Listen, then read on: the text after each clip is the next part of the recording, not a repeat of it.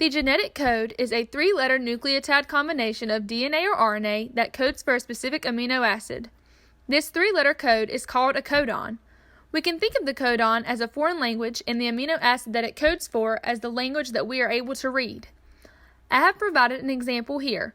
We can see that the GAU translates into aspartic acid, GUG into valine, AGC into serine, and GCG into alanine.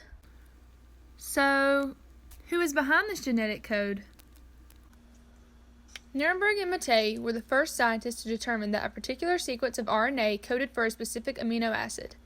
In their experiment, they were trying to test which amino acids coded for codons containing only one base.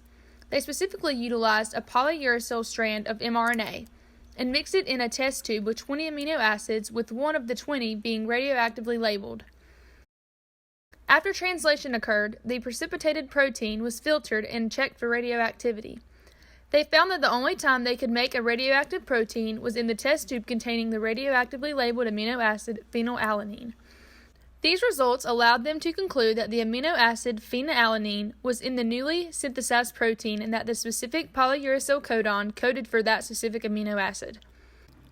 They also carried out this same experiment with polypolymers polyadenine, polycytosine, and polyguanine. AAA coded for lysine, CCC for proline, and they were not able to get any data from the GGG homopolymer. Nirenberg then partnered with Lederer to study these ideas further. In their experiment, they utilized tRNAs to determine which mRNA codons paired with which amino acids. A short mRNA sequence, tRNAs bound to amino acids, and ribosomes were mixed together. One of the amino acids was radioactive. When mixed, the ribosome is bound to the mRNA and its corresponding tRNA and amino acid.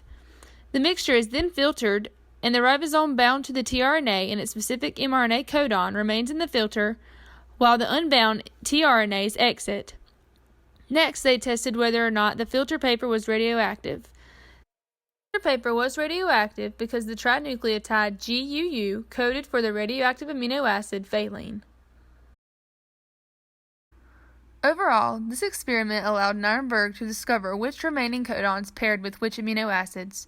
This is something that could not be obtained through his initial experiment with Mattei. A total of 61 codons were identified utilizing this method.